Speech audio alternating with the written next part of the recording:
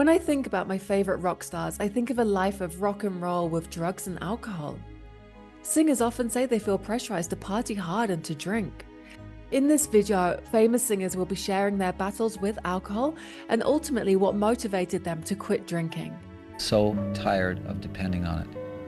I think I finally just got a point of just saying, I just don't want it anymore. After years of drinking, Alice Cooper finally kicked his addiction in September of 1983. I didn't know that alcohol was that strong.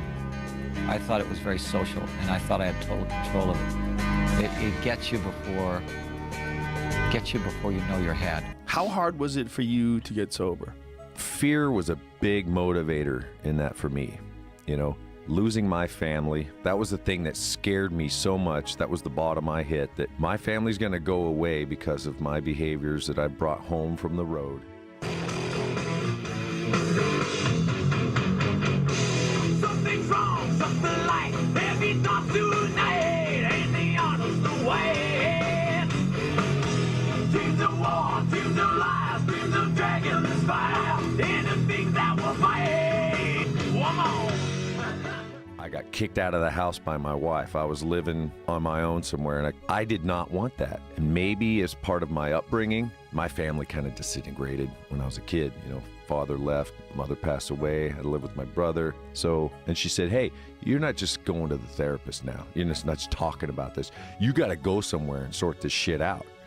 So that's what I did. So rehab really worked for me. I'd fall off and things go too far and I get kind of crazy, and there's this other guy, Pat Mike, who takes over at a certain point. Everybody has an alter ego when they drink, or not everybody does, but I do. And that dude gets me into trouble.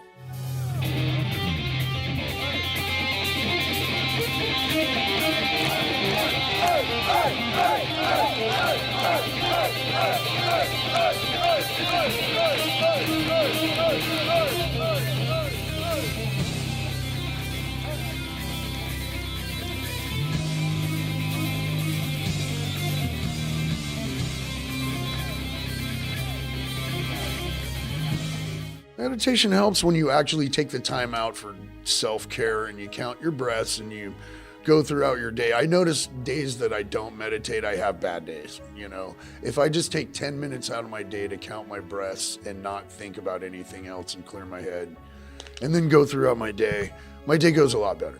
And I don't smoke anymore, and I'm sober. How long have you been sober but for? I've been sober since pretty much the vocal surgery kind of did it for me, because I just learned so much about the effects, which again, you're just not taught. It's not really the drinking, it's staying up all night. You know, once you have your drink, you end up smoking. And I've become the face of a lot of things, kind of against my will, I guess, from my opinions. When you're someone in my position, your opinion becomes your identity, and it also becomes kind of almost like you kind of become this like preacher. You become this, you know, they don't really let you just always have your own opinion. So I've decided to start telling people I live my own lifestyle. Alcohol was never my problem. There was other things that I end up, you know, I like to go up. My partying thing was really a matter of killing time in between gigs. So I wasn't really using when I was on the road. I wasn't really using when I was in the studio. I was always focused on music. So when I got sober, all that sort of effort that I had put into, you know, would have turned into a massive addiction at that point. I took all that and just put it straight back into the music, and it wasn't really reliant on me being buzzed or should I say inebriated to be able to create stuff. Sober, man, sober right now. Really? Yeah. How long? 15 days. 15 days, all right. 15 days, Round of more than applause. before. It was my New Year's resolution. I just, you know, like I said, and praise the Lord. So How does that feel? How do you feel? I'm 30 years old now, so it's like, damn, like I'll be out of it, and like our priorities don't matter. I've seen you I like know that. you have, but back then, it didn't matter when you only like 24, 25. Now, you know what I'm saying? Like, I gotta chill a little bit, but you know, that's just for now. You know, I'm not forever. It's just, I'm, you know, getting my SHIT together. Most people probably don't relate Linkin Park or myself with, you know, alcoholism or drug addiction or anything like that. And, you know, but that's a part of my life, and that's been a part of my life since I was a very young boy. I started using drugs when I was 11. So it was, I definitely wasn't making records at that time.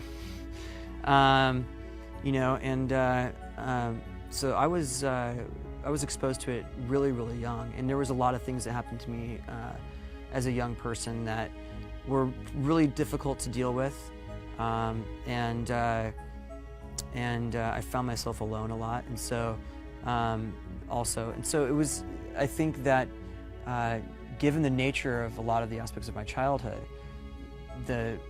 when that first person offered me, an escape from reality, I kind of took it and I ran with it, The one, I would say that music has probably kept me alive, more so than anything else. I mean, other than, love from your friends and family, I think that, music is probably the reason why I still am here, because that is how I get out a lot of the stuff that's going on inside of me, and that's how I kind of work through a lot of things. I reflect on my life, I reflect on how I feel, and I get to talk about it. So what do you think the deep wound from the past, from you as a little girl growing up, you're trying to heal as you reach for your relationships as an adult woman? My dad's absolute lack of presence and effort with me.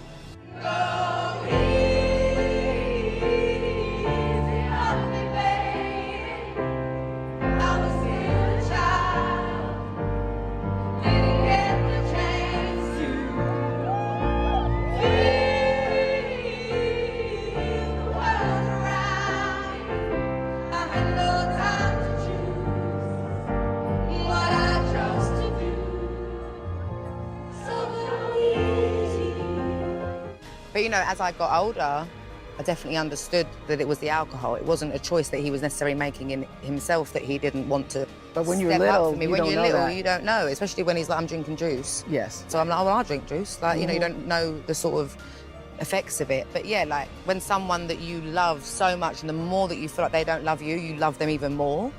Like, I was definitely always trying to fill that void. I was sober for 5 years, and then I thought that I could kind of go back and be like just a normal drinker again, or something like something. Right. And I think I was for a little bit, and then it just escalated, and it just got to a point where I was, physically and mentally just drained, and I just felt terrible. I got tired of feeling tired, as they say. Not even a glass of wine or No, anything? it would kill me if I What do you started mean it again. would kill you? I'm an alcoholic, so it would be a kiss of death for me to start drinking again. My relationships with my friends, my family, everybody around me are so good and have been for so many years now. I wouldn't do anything to destroy that again. It's very hard to have relationships when you're doing drinking. For me personally, anyway. And you become closed off, unreceptive, insensitive, all the dreadful things that you've heard every other pop singer ever say. And I was very lucky that I found my way out of that. It's been good for me. I quit drinking. I always tend to bring up drinking whenever I talk about my life because it's such a huge, long, important part of it. When I quit drinking almost 7 years ago,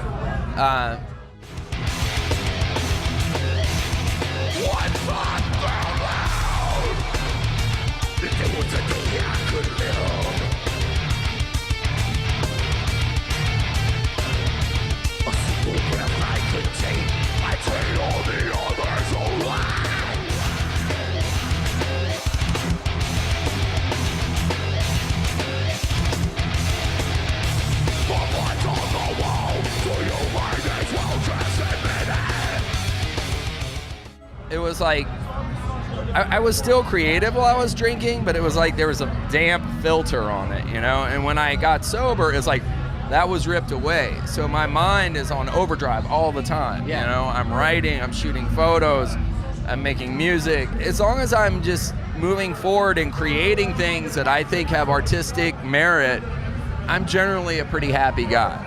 So if I tell you anything, I had my first drink when I was 5 years old.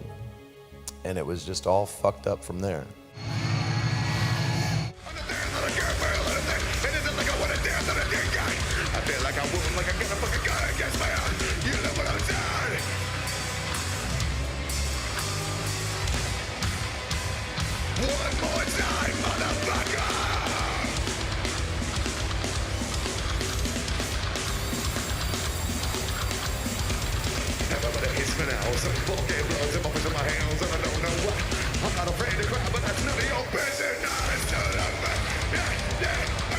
You're force-fed an idea that it's only cool if you're fucked up. It's not. It's actually better once you get your head together. Survivor. I've survived a lot of things. Life is full of, pitfalls, even when you're sober. What I couldn't do when I was an addict was communicate, except when I was on cocaine. I thought I could because you talk rubbish. If you don't communicate and you don't talk about things, then you're never going to find a solution. In any opportunity that I think any of us have a chance to speak out and say, if you're having a struggle, if you're having any difficulty, there's always somebody to reach out to and to talk to. Being sober for me has hopefully made me a stronger person, to be able to deal with things in life that before I would reach for a drink to try and help me solve. Now I have to find my own inner strength through sobriety to make it happen. But it's a good feeling good. Listen, I have the most amazing last night of my life drinking story. It was Drake's 30th birthday party, and I made quite a fool of myself. Really? Oh, and it took me weeks to stop doing this every morning I woke up. And then I had a conversation with myself. I looked out the window and I went, okay, John, what percentage of your potential would you like to have? Because if you say you'd like 60 and you'd like to spend the other 40% having fun, that's fine. Mm-hmm. But what percentage? There's no wrong answer. What is it? And I went, 100. I want it all. I said 100. I want it all. And then the voice in my head said, okay, do you know what that means? And I went, we don't have to talk anymore. I get it. So what happens when you stop drinking?